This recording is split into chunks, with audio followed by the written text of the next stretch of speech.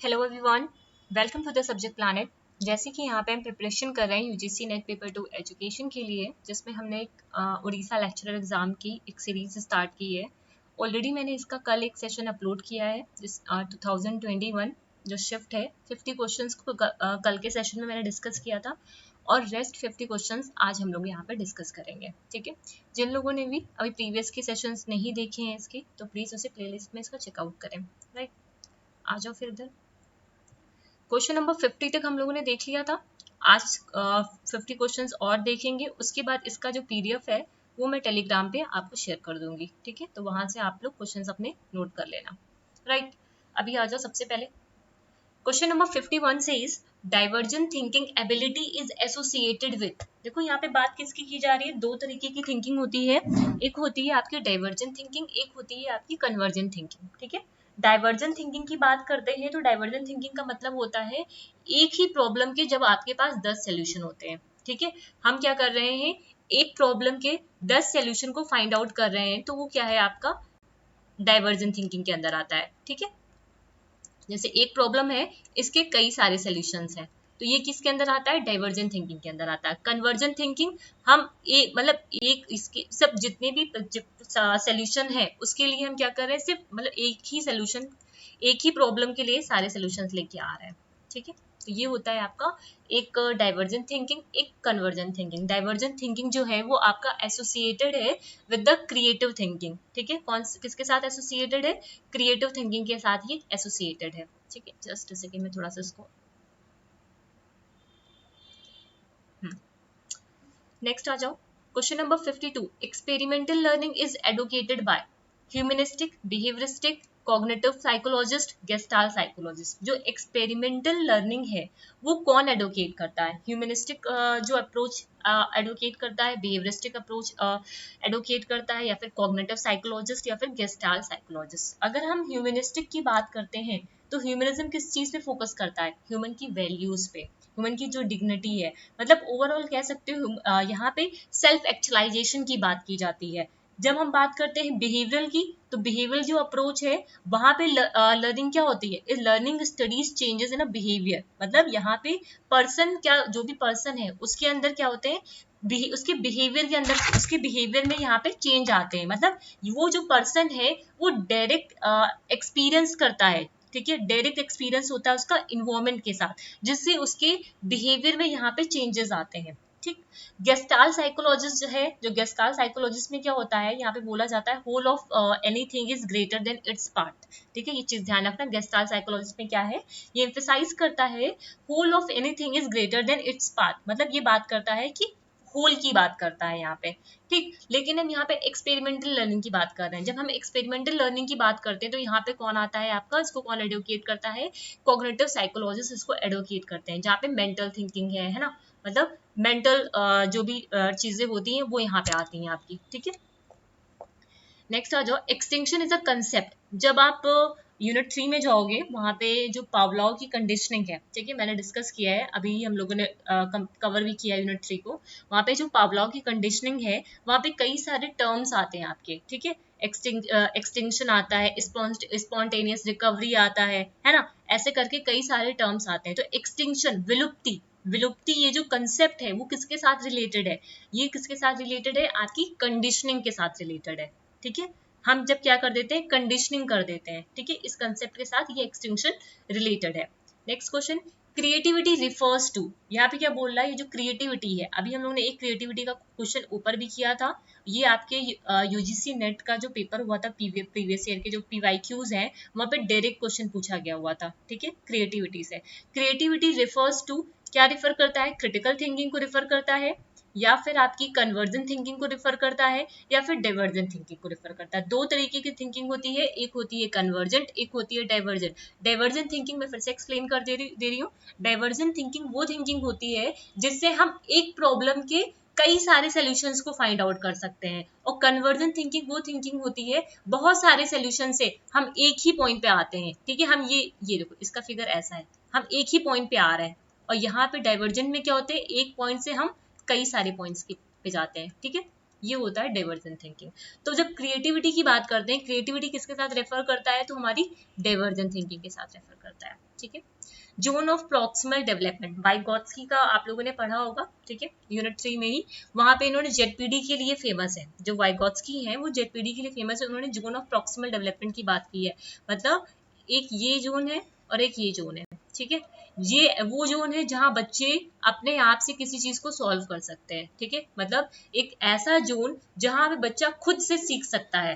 ठीक, और ये वाला ये जोन है जहां पे उसको किसी की जरूरत पड़ती है, मतलब यहाँ पे कोई जो जो इसको हेल्प मिल रही होती है, जो सपोर्ट मिल रहा होता है, ठीक है, किसी एक्सपीरियंस पर्सन से, किसी कोई जो ओल्डर पर्सन है उससे ज्यादा जो एक्सपीरियंस है, ठीक है, वो यहाँ पे उसको हेल्प करता है, जिससे उसकी लर्निंग यहाँ पे इनहेंस करती है। तो ये जो जोन होता है, इसी जोन को कहते हैं ZPD, zone of proximal development, जिसे दिया किसने था, वाइगोत्स्की ने दिया था। डायरेक्ट क्वेश्चन है, सारे आसानी से हो जाएंगे, और ये सारे कंसेप्ट मैंने करा रखे हुए हैं कंटेंट में आपको। इंट्रोवर्ट, एक्सट्रोवर्ट, एम्बीवर्ट, ठीक है, ये क्लासिफिकेशन है पर्सनालिटी का। यूनिट 3 में ही जाओगे, जब पर्सनालिटी का कंसेप्ट कराया था वहां पे हम लोगों ने क्लासिफिकेशन देखे थे पर्सनालिटी के, जिसमें जब एंट्रोवर्ट और एक्सट्रोवर्ट, तीन type, there are the 3 types of classification, ये एंट्रोवर्ट, एक्सट्रोवर्ट और एम्बीवर्ट, ये किसने दिया था, कार्ल जंग ने दिया था। किसने दिया था, कार्ल जंग ने दिया था। तीन तरह की क्लासिफिकेशन पर्सनालिटी के, एंट्रोवर्ट और एक्सट्रोवर्ट और एम्बीवर्ट। एम्बीवर्ट कौन से होते हैं, जो एंट्रोवर्ट भी होते हैं प्लस एक्सट्रोवर्ट भी होते हैं। ठीक है, एक वो लोग जो बहुत जल्दी आपस में घुल मिल जाते हैं, है ना, और एक वो लोग जो आपस में जल्दी से घुलते मिलते नहीं है। ठीक, और एक एम्बीवर्ट, एक वो लोग जो आपस में जो एंट्रोवर्ट भी होते हैं और एक्सट्रोवर्ट भी होते हैं। ठीक है, तो इसका कंसेप्ट मैंने डिटेल में करा रखा हुआ है आपको यूनिट 3 में।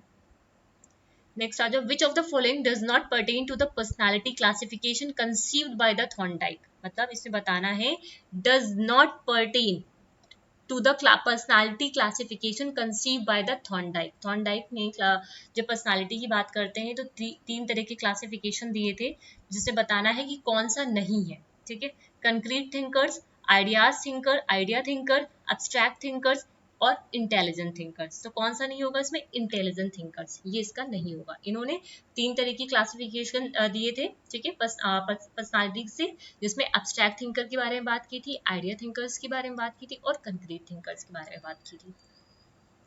Which of the following is not an example of inter individual differences? एक इंट्रा इंडिविजुअल होता है और एक इंटर इंडिविजुअल होता है। ठीक है, जब इंटर इंडिविजुअल डिफरेंसेस की बात करते हैं तो खुद से, ठीक है, खुद से यहाँ पे बात, मतलब हम खुद में ही देख रहे हैं खुद के डिफरेंसेस में, खुद से इंटर में बात करते हैं, इंट्रा में हम एक से दूसरे पे बात करते हैं। ठीक, तो यहाँ पे क्या होता है, जब इंटर की बात कर रहा है तो खुद ही की बात हो रही है ना, यहाँ दूसरे के साथ हमें रिलेट नहीं करना है, तो यहाँ पे एलिमिनेट कर दो। Child is fat, child is like others, यहाँ पे किसकी बात हो रही है, इंट्रा की बात हो रही है। ठीक है, मतलब चाइल्ड इज लाइक अदर्स, यहाँ दूसरे के साथ उसका कंपैरिजन हो रहा है। ठीक, तो ये क्या है, इंट्रा इंडिविजुअल डिफरेंसेस है। The child is black in colour, ये तो उसका इंटर हो जाएगा। The child is fat, the nose of the child is sharp, ये खुद की उसकी कैरेक्टरिस्टिक्स है। तो आंसर क्या हो जाएगा इसका, option number B. Which of the following is not a principle of development, कौन सा प्रिंसिपल ऑफ डेवलपमेंट नहीं है। कई सारे प्रिंसिपल ऑफ डेवलपमेंट है, यूनिट 3 में हम लोगों ने डिस्कस किया है, वन बाय वन डिटेल में भी डिस्कस किया है, जिसमें इंटीग्रेशन है। ठीक है, जब भी हम प्रिंसिपल ऑफ डेवलपमेंट की बात करते हो तो यहाँ पे इंटीग्रेटेड होता है वो एक स्टेज दूसरे के साथ, कंटिन्यूअस रहता है, इंडिविजुअल डिफरेंसेस भी होते हैं, लेकिन ये देखो proceeding from specific general, specific to general. ठीक है, ये है प्रिंसिपल, लेकिन वहां पे स्पेसिफिक टू जनरल नहीं है, जनरल टू स्पेसिफिक जाते हैं। ठीक है, ये ध्यान रखना, पहले बच्चा जनरल टू स्पेसिफिक जाते हैं। पहले बच्चा क्या करता है, पूरे जब भी बच्चा होता है, ठीक है, तो बच्चा जो है छोटा बच्चा, तो सबसे पहले क्या करता है, अपने हाथ पैर सर सब कुछ हिलाता है, फिर धीरे धीरे धीरे पहले वो जनरल की तरफ, फिर धीरे धीरे वो स्पेसिफिक की तरफ जाता है, फिर वो एक हाथ चलाना स्टार्ट करेगा, फिर एक पैर ऐसे चलाना स्टार्ट करेगा, है ना। तो यहाँ पे जनरल से स्पेसिफिक की तरफ जाते हैं, ना कि स्पेसिफिक टू जनरल जाते हैं। ठीक है, which of the following is not the characteristic of adolescent, कौन सा कैरेक्टरिस्टिक नहीं है एडोलेसेंट का। Period of stress and strain है, एज ऑफ ग्रेट आइडियल्स ये भी है, period of teenage and youth ये भी है, period of moving from one place to another ये नहीं है। ठीक है, period of moving from one place to another, ठीक है, ये इसका कैरेक्टरिस्टिक नहीं है। अब आ जाओ next, feedback is the most essential component. Unit 7 में आप देखोगे एंड्रोगोजी पेडागोजी में, जो आपका आई थिंक 7 का बी सेक्शन है ना, शायद हाँ बी सेक्शन है, वहाँ पे ही हम लोग बी नहीं सॉरी डी सेक्शन है, ठीक है, देख लेना ये चीज बी सेक्शन है या डी सेक्शन है। ये यूनिट 7 एंड्रोगोजी एंड पेडागोजी का ही क्वेश्चन है, ठीक है, जहाँ पे आप फीडबैक हाँ ये आपका बी सेक्शन का, ये फीडबैक डिवाइसेस आपका यूनिट 7 के डी सेक्शन में आता है। यूनिट 7 का जो बी सेक्शन है वहाँ पे आप देखोगे फीडबैक के बारे में, तो बोला ये जा रहा है जो assessment of learning, assessment as learning, assessment for learning, ऐसे करके हेडिंग्स वहाँ पे दे रखी हुई है। पूछा क्या जा रहा है क्वेश्चन में, feedback is the most essential, जो फीडबैक है वो मोस्ट इसेंशियल कंपोनेंट है किस चीज का। फीडबैक आप किस लिए देते हो, ये पहले तो ये समझो यहाँ पे फीडबैक किस लिए देते हो, इंप्रूवमेंट के लिए देते हो, है ना। फीडबैक किस लिए देते हो, कोई टीचर है, ठीक है, या किसी से आप फीडबैक मांग रहे हो तो किस लिए मांग रहे हो, बेसिकली इंप्रूवमेंट लाने के लिए यहाँ पे आप क्या कर रहे हो, फीडबैक आप ले रहे हो। टीचर्स भी बोलते हैं ना कि जो भी फीडबैक हो आप लोग दीजिएगा, तो ये किस लिए होता है, इंप्रूवमेंट के लिए होता है, ठीक है। ये फीडबैक का चीज समझ में आया। अब बोला ये किसका इसेंशियल कंपोनेंट होता है, assessment of learning, assessment as learning, assessment for learning, learning and assessment in learning, ठीक। किसका होता है, देखो जब आप यूनिट 7 के बी सेक्शन में जाओगे तो ये तीनों ही आपको हेडिंग्स एज इट इज वहां पे लिखी मिलेगी, ठीक, जिसमें हम फॉर्मेटिव, सबमिटिव एंड डायग्नोसिस, ठीक है, ऐसे करके असेसमेंट को वहां पे हम लोग पढ़ते हैं, ठीक। अब आपको यहाँ पे क्या देना है, जब इंप्रूवमेंट की बात होती है, इंप्रूवमेंट कहने का मतलब क्या है, फॉर्मेटिव की बात कर रहे हैं, किसकी बात कर रहे हैं, फॉर्मेटिव की बात कर रहे हैं। फॉर्मेटिव किस में आता है, असेसमेंट फॉर लर्निंग में आता है। फॉर्मेटिव कहाँ पे आता है, ये क्या है, फॉर्मेटिव असेसमेंट है। जब ड्यूरिंग द हम लेक्चर या ड्यूरिंग द इंस्ट्रक्शन हम बच्चों को क्या करते हैं, इम्प्रूव करते हैं, उनको फीडबैक देते हैं सो दैट वो इम्प्रूव कर पाए, तो ये होता है असेसमेंट फॉर लर्निंग। यहाँ पे आपका एक होमवर्क है, अगर जिन लोगों ने यूनिट 7 नहीं देखा है वो यूनिट 7 के कंटेंट को जाके देखें, ठीक है। वहां पे मुझे ये बताएं असेसमेंट ऑफ लर्निंग किसका यहाँ पे क्या आता है, जैसे ये असेसमेंट फॉर लर्निंग फॉर्मेटिव के लिए आता है ना, उसी तरह असेसमेंट ऑफ लर्निंग किसके लिए आता है, असेसमेंट एज लर्निंग किसके लिए आता है, और असेसमेंट इन लर्निंग किसके लिए आता है, ठीक है। ये इंपॉर्टेंट है, कई बारी क्वेश्चन पूछे जाते हैं और यहाँ पे कंफ्यूजन होती है, इसलिए ये कंसेप्ट आपका क्लियर होना जरूरी है। यूनिट 7 की प्लेलिस्ट में जाना, ठीक है, 7B सेक्शन है वहां पे ये आपको मिल जाएगा, ठीक है। और जिसको पता हो तो कमेंट सेक्शन में लिख के बता सकता है, ये होमवर्क की तरह है आपके लिए। In an objective type of test each of its item, जो ऑब्जेक्टिव टाइप के टेस्ट होते हैं उसका जो हर आइटम होता है वो क्या कैसा होता है, is based on the specific objective of learning, based होता है किसी स्पेसिफिक ऑब्जेक्टिव्स पे लर्निंग के, या फिर can be scored uniquely scored होता है, कर सकते हैं। Is always of multiple choice type question, ये तो बिल्कुल गलत है, जरूरी नहीं है हमेशा मल्टीपल चॉइस हो, कभी ट्रू फॉल्स में भी हो सकता है ना। इज स्टार्टेड वेरी प्रिसाइजली, ये भी नहीं है, ठीक है। तो इसका क्या हो जाएगा, कैन बी स्कोर्ड यूनिकली, जब ऑप्शंस आप उसमें देखते हो चाहे ट्रू एंड फॉल्स का हो तो यूनिक होते हैं अपने आप में, सबका चारों का ही एक अलग कंसेप्ट होता है वहां पे, ठीक है। तो ऑब्जेक्टिव टाइप पे कैसे होते हैं, कैन बी स्कोर्ड यूनिकली, ठीक है।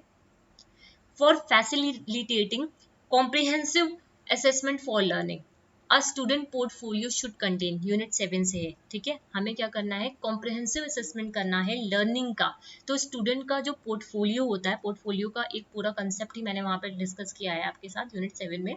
जो पोर्टफोलियो होता है उसके अंदर क्या चीजें होनी चाहिए, मतलब हमें एक स्टूडेंट की एक कॉम्प्रिहेंसिव असेसमेंट करना है उसकी लर्निंग का, तो उसका जो पोर्टफोलियो है वो उसके अंदर क्या क्या चीजें होनी चाहिए, क्या क्या चीजें होनी चाहिए, जो रिटन वर्क होते हैं स्टूडेंट के ये भी होने चाहिए, क्रिएटिव जो मटेरियल्स होते हैं जो प्रिपेयर किए हैं स्टूडेंट्स ने वो भी वहाँ पे होते हैं, और स्टूडेंट की जो परफॉर्मेंस है ओवरऑल द स्कूल कैबिनेट वो भी यहाँ पे होनी चाहिए। तो इसका आंसर क्या हो जाएगा, all of the above, right.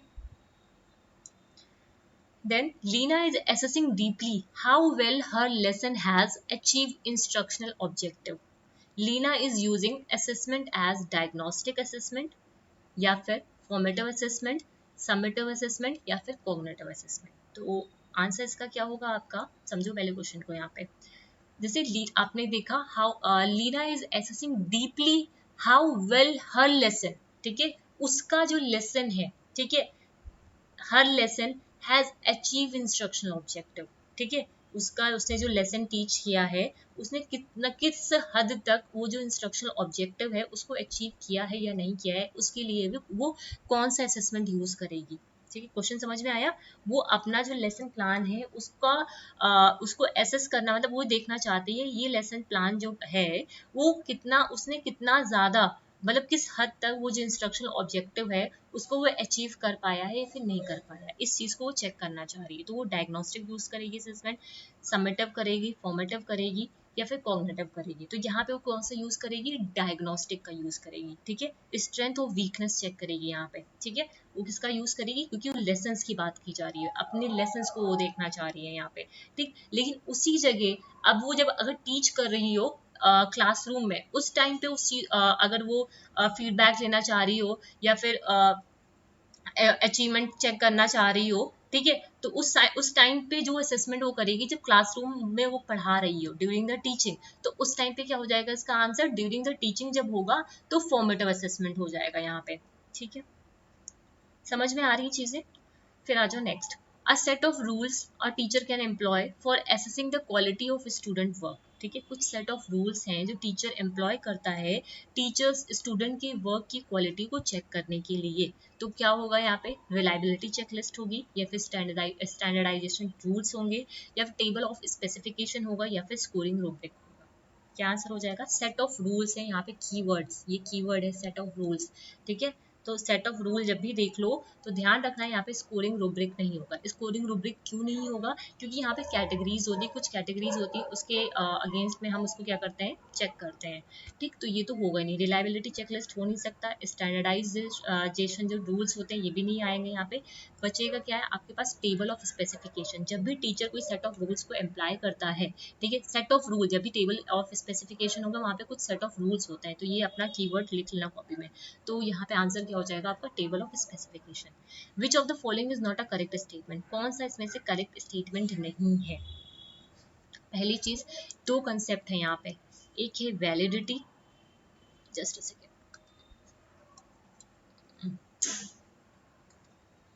रुको, एक है यहाँ पे वैलिडिटी, एक है रिलायबिलिटी।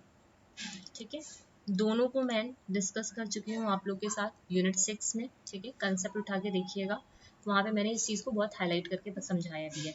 जब भी हम बात करते हैं, एक क्वेश्चन यहाँ पे आपके यूजीसी नेट पे पूछा भी गया है कई बार कि वैलिडिटी और रिलायबिलिटी कौन सी सफिशिएंट कंडीशन होती है। ठीक है, तो रिलायबिलिटी जो है, ठीक है, वो सफिशिएंट कंडीशन नहीं होती है। ठीक है, अगर कोई टेस्ट वैलिड है, अगर एक टेस्ट वैलिड है तो हम कह सकते हैं, अगर एक टेस्ट 100% वैलिड है तो हम कह सकते हैं वो रिलायबल भी होगा। मतलब अगर कोई टेस्ट वैलिड है तो वो रिलायबल भी होगा। लेकिन अगर कोई टेस्ट रिलायबल है 100%, तो यहाँ पे मतलब प्रोबेबिलिटी नहीं है कि वो वैलिड वैलिड भी होगा। ठीक है, ये हम कह नहीं सकते। ठीक है, कांट से, यहाँ पे क्या हो जाएगा, कांट से अगर ये रिलायबल है तो ये वैलिड भी होगा, ये चीज हम नहीं कह सकते। ठीक है, तो ये कंसेप्ट को ध्यान रखना है यहाँ पे। तो इसी कंसेप्ट से यहाँ पे पूछा जा रहा है कि कौन सा इसमें से करेक्ट नहीं है।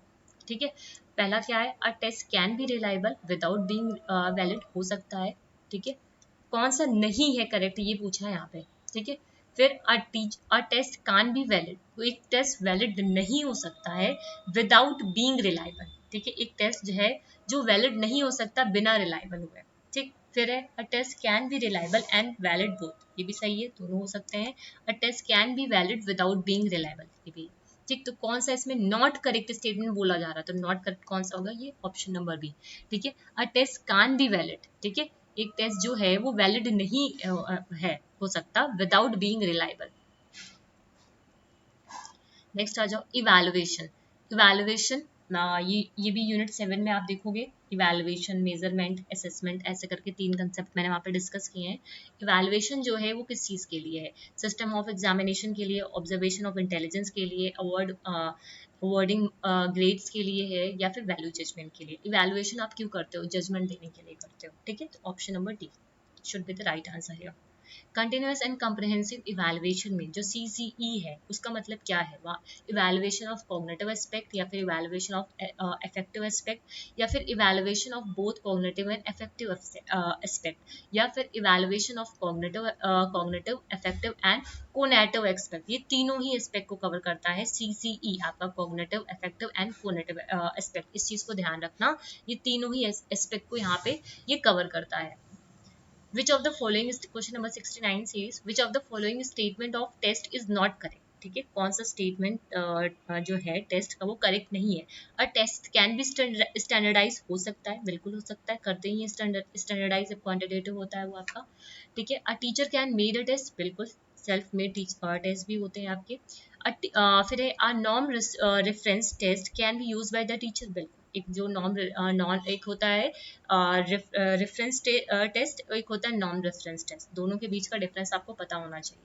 ठीक, एक होता है नॉन रेफरेंस टेस्ट, एक होता है रेफरेंस टेस्ट, उसको टीचर यूज कर सकता है, बिल्कुल यूज कर सकता है। ठीक, फिर आता है a standardized test can be modified by the teacher, no, एक स्टैंडर्डाइज टेस्ट जो है वो टीचर उसको मॉडिफाई नहीं कर सकता, बिकॉज वो ऑलरेडी मतलब ऑलरेडी वो सेट, उसके रूल्स वगैरह सेट कर दिए गए हैं, उसमें कोई भी मॉडिफिकेशन नहीं लाई जा सकती, एक पूरे सेट ऑफ रूल्स हैं उसके, उसको लेकर के। ठीक है, जहाँ पे टीचर मॉडिफाई नहीं कर सकता। ठीक है, teacher can not be modify the standardize test. So right answer should be option number C. Question number 70 says on the basis of an achievement test, एक अचीवमेंट टेस्ट के बेसिस पे teacher क्या कर रहा है, रैंक कर रहा है। की पॉइंट आपका, टीचर क्या कर रहा है, रैंक कर रहा है अपने स्टूडेंट को। जब आप स्केल्स को पढ़ोगे यूनिट 6 में रिसर्च में, तो वहाँ पे आप 4 तरीके की स्केल पढ़ोगे, ratio scale, ordinal scale, nominal scale. इसका कुछ सिक्वेंस ऐसा होता है, ये पहले नॉमिनल स्केल होता है आपका, फिर आता है आपका यहाँ पे ऑर्डिनल स्केल, फिर आता है आपका ये सीक्वेंस भी याद रखना क्योंकि ये आपके यूजीसी नेट में पूछा गया है। फिर आता है इंटरवल स्केल, फिर आता है आपका यहाँ पे रेशियो स्केल। ठीक है, ऐसे ही याद रखना, मतलब ये नॉमिनल है, ये ऑर्डिनल है, ये ऑर्डिनल है, इसके अंदर नॉमिनल की कैरेक्टरिस्टिक्स होगी, ये इंटरवल है, इसके अंदर ऑर्डिनल और प्लस नॉमिनल दोनों की कैरेक्टरिस्टिक होगी, और रेशियो के अंदर ऑर्डिनल, इंटरवल और नॉमिनल तीनों की कैरेक्टरिस्टिक होगी। ठीक है, तो सबसे छोटा आपका यही होता है यहाँ पे। ठीक है, इंक्रीजिंग ऑर्डर में अगर आता है तो पहले nominal, ordinal, interval and ratio, ऐसे चलना होता है। अभी बात करते हैं नॉमिनल। नॉमिनल में क्या होता है, कैटेगोरिकल वेरिएबल्स होते हैं, मतलब यहाँ पे आपके नेम वगैरह आते हैं। इंटरवल स्केल में क्या होता है आपका जैसे क्या बोलते हैं उसे, एब्सोल्यूट नहीं, वो जैसे इंटरवल स्केल्स नहीं होते, जैसे वेट वगैरह हो गया, वेट हो गया, हाइट हो गया, है ना, तो यहाँ पे क्या होते हैं, इंटरवल स्केल्स होते हैं, एब्सोल्यूट जीरो यहाँ पे नहीं होता है। ठीक, ऑर्डिनल स्केल्स में क्या होता है, आपके रैंक आते हैं। ठीक है, जब आप बच्चों को रैंक करते हो तो ये ऑर्डिनल स्केल के अंदर आता है। रेशियो स्कूल में यहाँ पे एब्सोल्यूट जीरो होता है, यहाँ पे क्या होता है, एब्सोल्यूट जीरो होता है। तो answer should be option number B, ordinal scale, क्योंकि यहाँ पे रैंक कर रहा है टीचर, ठीक है, स्टूडेंट्स को। Which of the type of validity is least precisely quantifiable, ठीक है, लीस्ट प्रिसाइजली बहुत कम क्वांटिफिएबल होती है, content validity, concurrent validity, construct validity या फिर प्रेडिक्टिव वैलिडिटी। इसका मैंने खोल ओपन कर दिया था, कंटेंट देख लो यहाँ पे, एक मिनट, जिन्होंने नहीं देखा हो, ये रहा। टाइप्स ऑफ वैलिडिटी जैसे क्राइटेरिया वैलिडिटी है, क्राइटेरियन वैलिडिटी दो तरीके की होती है, एक होती प्रेडिक्टिव वैलिडिटी, एक होती कॉन्करेंट वैलिडिटी। ठीक है, एक होती फेस वैलिडिटी, फिर आता है कंटेंट वैलिडिटी, फिर आता है कंस्ट्रक्ट वैलिडिटी। ठीक, हमें क्या बताना है, लीस्ट, लीस्ट क्या है, लीस्ट लीस्ट क्वांटिफिएबल है। ठीक है, तो जब कंटेंट वैलिडिटी की बात करते हैं तो ये कैसा होता है, कंटेंट वैलिडिटी में ये मतलब ये कंटेंट को ही चेक करता है। ठीक है, जो यहाँ पे non statistical type of validity है, जो सिर्फ कंटेंट का ही असेसमेंट करता है। ठीक, जब क्राइटेरियन वैलिडिटी की बात करते हैं जिसमें कॉन्करेंट आता है और प्रेडिक्टिव आता है। कॉन्करेंट में क्या होता है, जैसे एक टेस्ट आपने बनाया और सेम टेस्ट एक मतलब एक ही टेस्ट को, जैसे एक टेस्ट है, ठीक है, मतलब सॉरी एक कंस्ट्रक्ट है, एक कंस्ट्रक्ट को दो लोग चेक कर रहे हैं। ठीक है, एक कंस्ट्रक्ट को जब दो लोग चेक कर रहे होते हैं तो वो कॉन्करेंट वैलिडिटी के अंदर आता है। तो इसका आंसर क्या हो जाएगा आपका, जब हम बात करते हैं type of validity is least precisely quantifiable, तो ये कंटेंट वैलिडिटी हो जाएगा। ठीक है, ये क्या हो जाएगा आपका, कंटेंट वैलिडिटी हो जाएगा। और देख लो इसमें कंस्ट्रक्ट वाला भी। जब हम बात करते हैं यहाँ पे कंस्ट्रक्ट वैलिडिटी की, तो ये आपका क्या है, कंस्ट्रक्ट वैलिडिटी है, मतलब ये बहुत ज्यादा, मतलब यहाँ पे आपके जैसे इंटेलिजेंस हो गए, है ना, एक कंस्ट्रक्ट को आप यहाँ पे मेजर कर रहे होते हो जब इसकी बात करते हैं कंस्ट्रक्ट वैलिडिटी में। ठीक, इधर आ जाओ, इसका आंसर क्या हो जाएगा, ऑप्शन नंबर ए। नेक्स्ट आ जाओ, which of the following test can be use to examine the difference in achievement of the boys and girl. देखो काई स्क्वायर टेस्ट हो गया, कोरिलेशन टेस्ट हो गया, टी टेस्ट हो गया, एनोवा हो गया, सबको मैंने बहुत अच्छे से यूनिट 6 में डिटेल में करवाया हुआ है, इवन इसके क्वेश्चंस भी करवाए हुए हैं, तो जिन लोगों ने नहीं देखे हैं तो प्लीज जाके इसको चेकआउट करिए, ठीक, क्योंकि इससे क्वेश्चंस आपके पूछे गए हुए हैं। अभी देखो इसमें क्या बोल रहा है कि हमें अचीवमेंट चेक करना है, दो ग्रुप्स हैं, एक ग्रुप है आपका बॉय, एक ग्रुप है आपका गर्ल, दोनों के बीच में डिफरेंस है, मतलब क्या डिफरेंस है दोनों के बीच में, ठीक है। जब यहाँ पे दो ग्रुप है, डिफरेंस चेक करना है, ठीक है, मतलब मीन निकालेंगे, तो जो यहाँ पे हम क्या यूज करेंगे, टी टेस्ट का यूज करेंगे। टी टेस्ट का फॉर्मूला क्या होता है, एक्स माइनस एम, ठीक है। ये दो ग्रुप का मीन का डिफरेंस है अपॉन स्टैंडर्ड डेविएशन, ठीक है, ये स्टैंडर्ड एरर ऑफ मीन। तो ऑप्शन नंबर सी इसका आंसर हो जाएगा। There is a significant positive correlation between variable X and Y, ठीक है। जब कोरिलेशन पढ़ोगे तो वहाँ पे पॉजिटिव, नेगेटिव, ठीक है, कई सारे different by serial, point by serial, different different types के कोरिलेशंस हैं, सबके कंसेप्ट अलग अलग हैं, वहाँ पे भी आपको कीवर्ड्स को याद रखना पड़ेगा। जब यहाँ पे पूछा जा रहा है कि there is a significant positive correlation है दो वेरिएबल के बीच में, तो उस केस में क्या होता है, जब पॉजिटिव कोरिलेशन होता है तो उस केस में क्या होता है, अगर दो वेरिएबल हैं x और y, तो अगर सॉरी एक x है और एक क्या है, y है आपका, तो x अगर इंक्रीज करेगा तो y भी इंक्रीज करेगा, ठीक है। अगर x डिक्रीज करेगा तो y भी डिक्रीज करेगा। ये कब होता है, जब पॉजिटिव कोरिलेशन होता है। जब नेगेटिव कोरिलेशन होता है तो अगर x इंक्रीज करेगा तो y क्या करेगा, डिक्रीज करेगा, ठीक है। अगर x डिक्रीज करेगा तो y क्या करेगा, इंक्रीज करेगा, ये नेगेटिव में होता है। तो यहाँ पे क्या हो जाएगा आपका, both x and y very together in the same direction, चाहे वो इंक्रीज करे चाहे वो डिक्रीज करे, सेम डायरेक्शन में ही रहेगा। विच of the following is a method of qualitative research. ध्यान देना, क्वालिटेटिव रिसर्च कीवर्ड यहाँ से निकल के आएगा आपके लिए। जब कौन सा मेथड है क्वालिटेटिव रिसर्च का, नैरेटिव, ठीक है। कौन सा है, नैरेटिव, नॉर्मेटिव सर्वे नहीं होगा, ठीक है। ये भी आप, ये क्वांटिफिकेबल होता है, एक्स पोस्ट फैक्टो, जो इवेंट के बाद होता है, ठीक है, मतलब कोई इवेंट हो चुका है उसके बाद उसका देखते हैं। एक्सपेरिमेंटल जिसमें कॉज एंड इफेक्ट को हम लोग देखते हैं, तो answer should be option number C. Which of the following is not the measure of central tendency. Unit 6 से आता है, जब मेजर ऑफ सेंट्रल टेंडेंसी में आप जाओगे तो तीन मेजर्स आपको पढ़ने को मिलेंगे, mean, median and mode. Mean, median and mode, तो कौन सा नहीं होगा, स्टैंडर्ड डेविएशन, ठीक है। चीजें समझ में आ रही हैं? किसी को अगर कोई दिक्कत हो तो प्लीज कमेंट सेक्शन में लिख के मुझे बता भी सकता है, ठीक है, मतलब जब ये सेशन अपलोड हो जाएगा उसके बाद। फिर question number 76 says in which case sample and population are the same. अब देखो सैंपल क्या होता है, पॉपुलेशन क्या होता है, ठीक है। पहली चीज तो आपको, अगर जिसको ये कंसेप्ट नहीं पता तो ये क्वेश्चन ही नहीं समझ में आएगा, ठीक। तो उसके लिए आपको पहले डिटेल में सैंपल और पॉपुलेशन का कंसेप्ट यूनिट 6 में जाके पढ़ना पड़ेगा, ठीक। पॉपुलेशन से ही हम लोग सैंपल को कलेक्ट करते हैं, एक पॉपुलेशन होती है, वहीं से हम लोग सैंपल को निकालते हैं। अब दोनों में ही पूछा जा रहा है कौन सा ऐसा केस है जिसमें सैंपल और पॉपुलेशन सेम होते हैं। केस स्टडी डिजाइन में ये डिफरेंट डिफरेंट डिजाइन हैं, सबको मैंने डिस्कस कर रखा है आपके साथ। डिस्क्रिप्टिव सर्वे डिजाइन में, कैजुअल कॉम्पेरेटिव डिजाइन में, या फिर एक्सपेरिमेंटल डिजाइन में। तो किसमें हो जाएगा, जब डिस्क्रिप्टिव की बात करते हैं तो यहाँ पे सैंपल और पॉपुलेशन अलग अलग होते हैं, कॉजल में भी, एक्सपेरिमेंटल में भी। लेकिन केस स्टडी ऐसा होता है जिसमें जो आपका सैंपल होता है, चाहे वो 2 हो चाहे वो 3 हो, वही आपका पॉपुलेशन होता है, ठीक है। चाहे एक इंडिविजुअल हो, यही आपका सैंपल है, यही आपका पॉपुलेशन है, ठीक है। Next, which of the following measure is most affected in extreme schools. मतलब कौन सा, ये डिफरेंट डिफरेंट मेजर्स हैं, कौन सा मेजर सबसे ज्यादा अफेक्टेड होता है एक्सट्रीम स्कूल्स पे, ठीक है। तो अफेक्ट कौन करता है आपका, सबसे ज्यादा मीन जो स्कोर होता है वो सबसे ज्यादा अफेक्ट करता है आपका। नेक्स्ट आ जाओ, the degree and direction of linear. अभी मैंने रिलेशन की बात की, कोरिलेशन की, देखो पियर्सन कोरिलेशन है, स्पीयरमैन कोरिलेशन है, पॉइंट बाई सीरियल कोरिलेशन है, रैंक डिफरेंस कोरिलेशन है, ठीक है। ये सारी चीज को आप लोग को पढ़ना है, ठीक है, क्योंकि इससे क्वेश्चंस आते हैं आपके।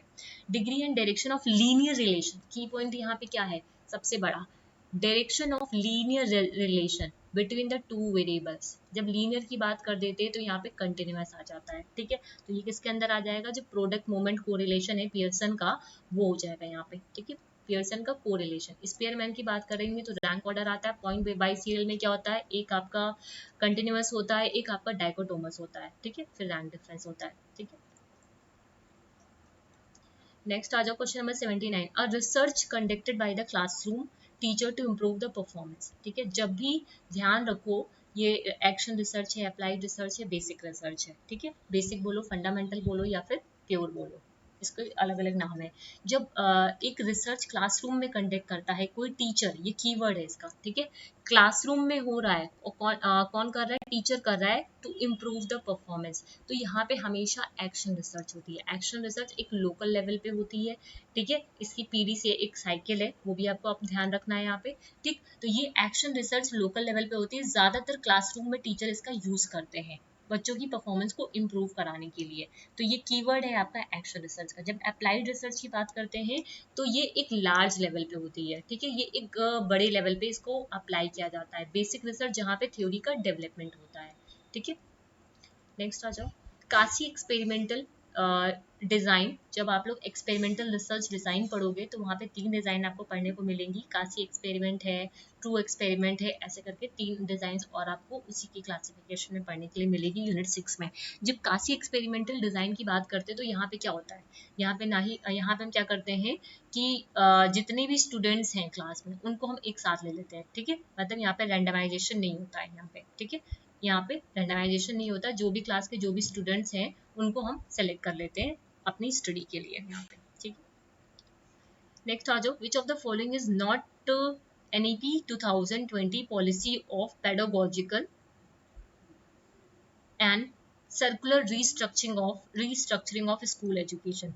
अभी मैंने NEP के आई थिंक 3 सेशन अपलोड किए हैं। ठीक है, पूरा जो आपका NEP का डॉक्यूमेंट था उसका वो जेस्ट है वहाँ पे। ठीक है, आप जाओ, उसकी PDF भी मैंने टेलीग्राम पे शेयर कर रखी है। आपको नोट्स बनाने की बिल्कुल भी ज़रूरत नहीं है, सिर्फ नोट्स को रीड करो और उसको वहाँ पे जो मेन पॉइंट है उसको हाईलाइट करो, इतना ही करना है आपको।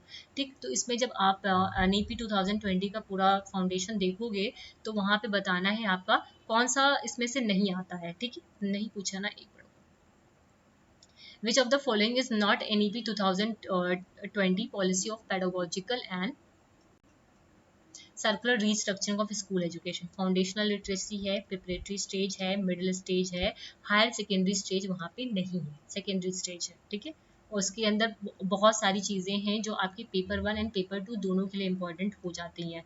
ठीक है, तो NEP का सभी लोग उस PDF को डाउनलोड कर लीजिएगा। आपको बिल्कुल भी कॉपी में लिखने की जरूरत नहीं है, आप बस उसको हाईलाइट करिए। ठीक है, which one is correct, restructuring. जब इसको NEP को इसको जब स्कूल सिस्टम को रीस्ट्रक्चर किया गया था तो क्या आया था उसका पूरा, national school system in national education policy 5334। ठीक है,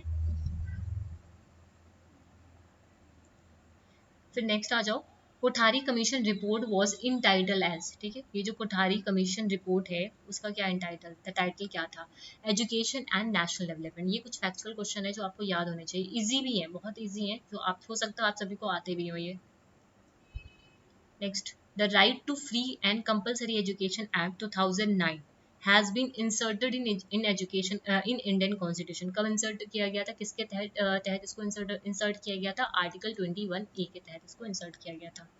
There cannot be educated people without educated women was stated in, मतलब बिना educated people, मतलब there cannot be educated people। ठीक है, educated people नहीं हो सकता बिना educated women के। ये चीज़ कहाँ पे बोली गई थी, ये चीज़ आपकी यूनिवर्सिटी एजुकेशन कमीशन में बोली गई थी।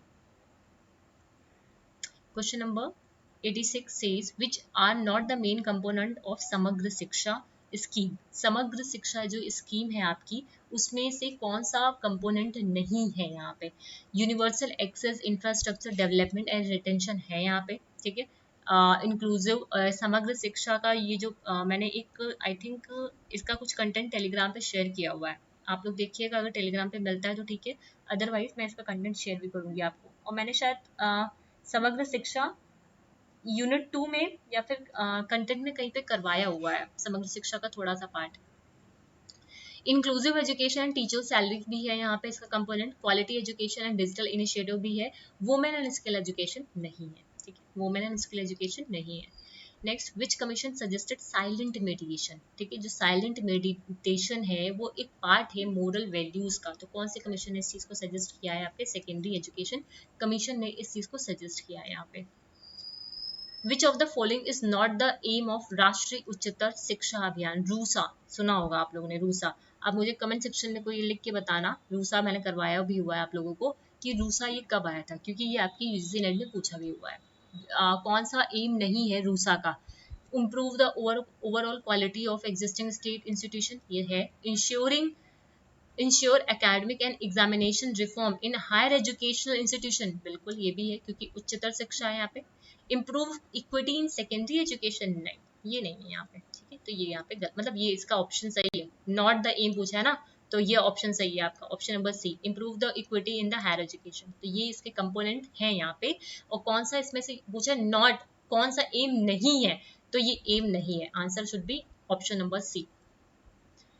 Inclusive education will be successful, inclusive education कब सक्सेसफुल हो सकती है? कई ये आपके यूजीसी नेट पे कई बार मतलब घुमा घुमा के क्वेश्चन पूछे जाते हैं इंक्लूसिव एजुकेशन से। अभी जो पेपर भी हुआ है वहाँ पे भी, अभी जो रिसेंटली पेपर हुआ है इंक्लूसिव एजुकेशन से काफी क्वेश्चन है आपके, ठीक है। इंक्लूसिव एजुकेशन तभी सक्सेसफुल हो सकता है जब टीचर्स के अंदर एटीट्यूडनल चेंज आए, जो हमारा कम्युनिटी है उसके अंदर एटीट्यूडनल चेंज आए, तो बेस्ट ऑप्शन यहाँ पे क्या रहेगा? Attitudinal change among the teachers. Question number 90 says which is not the professional requirement of a teacher as explained in the UNESCO, कौन सा प्रोफेशनल रिक्वायरमेंट नहीं है टीचर का, ठीक है, जो as explain in the UNESCO, UNESCO में जो एक्सप्लेन किया गया है, ठीक है, तो कौन सा नहीं है देख लो यहाँ पे। Innovativeness in approach and teaching strategies, ये तो है आपका, प्रोफेशनल रिक्वायरमेंट की बात कर रहा है ना यहाँ पे, जस्ट अ सेकेंड।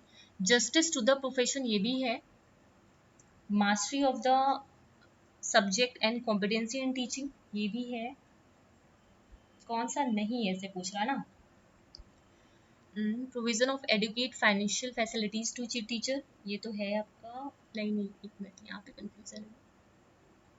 देखो इसमें से कौन सा हो जाएगा आपका, जब हम इसकी बात करते हैं कि क्या बोला है, प्रोफेशनल रिक्वायरमेंट की बात कर रहा है, ठीक है, जब प्रोफेशनल, कौन सी प्रोफेशनल रिक्वायरमेंट नहीं है यहाँ पे पूछ रहा है, ठीक है, as explain in the UNESCO, तो कौन सी रिक्वायरमेंट नहीं है?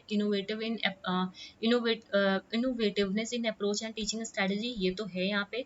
जस्टिस टू द प्रोफेशन ये भी है, mastery of the subject and competency in teaching ये भी है, लेकिन प्रोविजन ऑफ एडुकेट फाइनेंशियल जो फैसिलिटीज होती हैं टीचर्स के लिए, वो चीज़ यहाँ पे नहीं है, ठीक है। क्वेश्चन नंबर 91, एग्रीडेशन, जब भी एग्रीडेशन की बात करते हैं तो नैक आ जाता है आपका, ठीक है, पढ़ा ही होगा आप लोगों ने, teacher education institution is done by, कौन करता है? नैक। एक होमवर्क यहाँ पे आप लोग के लिए और है, ये जो एनसीईआरटी है इसका इस्टेब्लिशमेंट ईयर, ठीक है, एनसीटी का इस्टेब्लिशमेंट ईयर, नूपा का भी इस्टेब्लिशमेंट ईयर, प्लस इसका फुल फॉर्म, इन सब का तो पता होगा आप लोग को, लेकिन नूपा का फुल फॉर्म, तो ये आप लोग को ये होमवर्क है अपनी कॉपी में, अगर आप लोग कॉपी में लिखते हो कीवर्ड्स में अगर, तो वहाँ पे भी ये चीज़ लिखना, जैसे आपको ये चीज़ याद रहे, कब बहुत कंफ्यूजन होता है एस्टेब्लिशमेंट ईयर को लेकर के, उसके फुल फॉर्मेट को लेकर के, तो इसके जो इस्टेब्लिशमेंट ईयर हैं, ठीक है, मैंने डिटेल में ऑलरेडी करा भी रखा हुआ है, वो आप लोगों को यहाँ पे बताने हैं, ठीक। नेक्स्ट आ जाओ, which is not the objective of human right education, कौन सा ऑब्जेक्टिव नहीं है ह्यूमन राइट एजुकेशन का, है ना, क्वेश्चन समझ में आया कि कौन सा ऑब्जेक्टिव नहीं है ह्यूमन राइट एजुकेशन का। Learn about human right education, ये तो है। Learn for human right education, ये भी है। Learn through human right education, ये भी है। Learn of human right education, ये नहीं है, ठीक है, इस तरह से क्वेश्चंस आपके घुमा कर पूछे जाते हैं, तो यहाँ पे आपको थोड़ा सा ध्यान करके करना है। Learn of human right education, ये इसका ऑब्जेक्टिव नहीं है ह्यूमन राइट एजुकेशन का। नेक्स्ट आ जाओ, learning the treasure with in which presented a vision of education, ठीक है, learning the treasure with in which presented a vision of education based on किस पे बेस्ड है? 4 पिलर्स पे बेस्ड है, किस पे बेस्ड है? ये 4 पिलर पे बेस्ड है ना,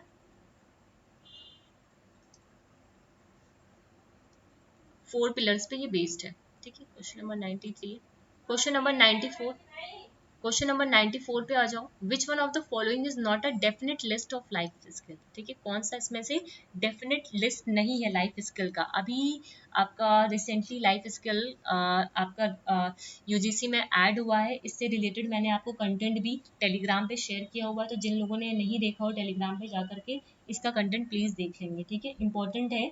एक्सपेक्टेड में भी आप ये चीज लग सकते हो, ठीक है, आपके एक्सपेक्टेड में भी ये पूछा जा सकता है ना। क्वेश्चन नंबर कौन सा 94 है ना?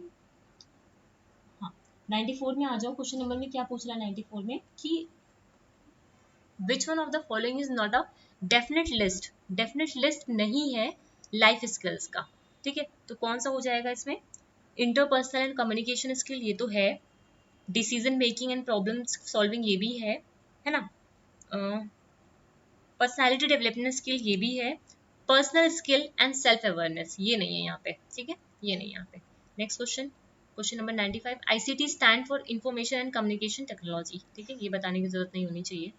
नेक्स्ट क्वेश्चन आ जाओ, what is the time line of formulation. अब ये आपके जब एनईपी खोलोगे ना वहाँ पे मिल जाएगा आपको, एनईपी का डॉक्यूमेंट ओपन करना, ठीक है, टेलीग्राम पे दे रखा हुआ है, तो वहाँ पे जब टाइमलाइन देखोगे तो क्या है 2021 से 22 तक।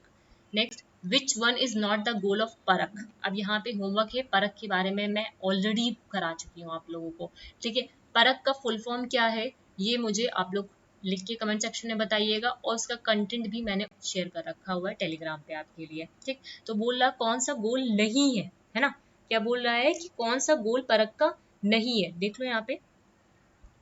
Setting norms and standard and guidelines for assessment and evaluation ये है, गाइडिंग द स्टेट अचीवमेंट सर्वे ये भी है, कंडक्टिंग द नेशनल अचीवमेंट सर्वे ये भी है, जो इवैल्यूएट करते हैं वोकेशनल एजुकेशन को, ये इसका एम नहीं है, ठीक है।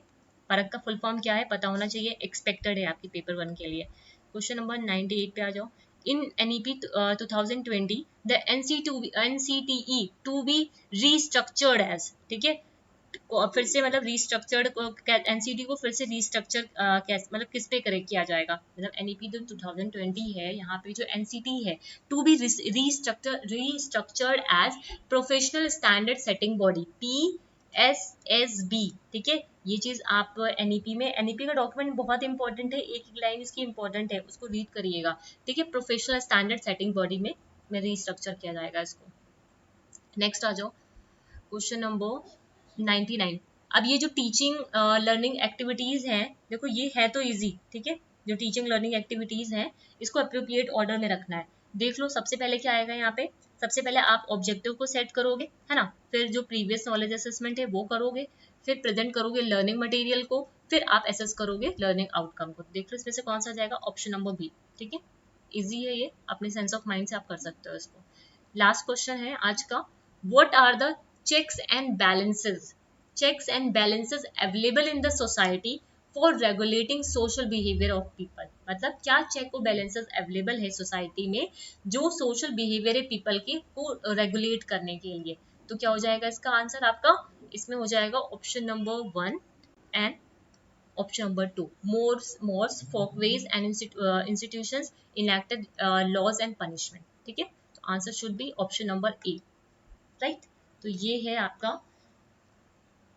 पूरा पेपर, ठीक है, ये हमने पहला 2021 का शिफ्ट पूरा डिस्कस कर लिया है, ठीक है। टोटल 50 क्वेश्चंस हम लोगों ने यहाँ पे डिस्कस करे हैं आपके, सॉरी टोटल आज जो सेशन में डिस्कस किया है वो 50 का क्वेश्चन डिस्कस किए, कल के सेशन में भी 50 क्वेश्चन डिस्कस किए थे, और टोटल ये जो पेपर है यहाँ पे 100 क्वेश्चन थे एजुकेशन के, और ये 100 के 100 क्वेश्चन आपके कंसेप्ट को पूरी तरीके से क्लियर कर देगा, और काफी सारे कीवर्ड्स भी आपको देके जाएगा, ठीक। तो इसका मैं ये जो PDF है वो मैं शेयर कर दूंगी आप लोगों को, ठीक है, टेलीग्राम पे अभी रात में ही शेयर कर दूंगी, ठीक है। तो वहां से जाके आप लोग इसके कंटेंट को नोट भी कर लीजिएगा, ठीक।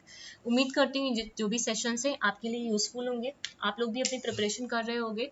अब कल भी हम लोग कोई एक प्रैक्टिस सेशन ही रखेंगे अपना, जिसमें उड़ीसा लेक्चर एग्जाम का 2018 का मैं कोशिश करूंगी डिस्कस करने के लिए आपके साथ, ठीक है, उसको वहाँ पे हम लोग डिस्कस करेंगे। मैंने पहले भी बोला है ये सितंबर में पूरा आप लोगों का मैं क्वेश्चन पेपर को ही यहाँ पे डिस्कस करने वाली हूँ, ठीक है।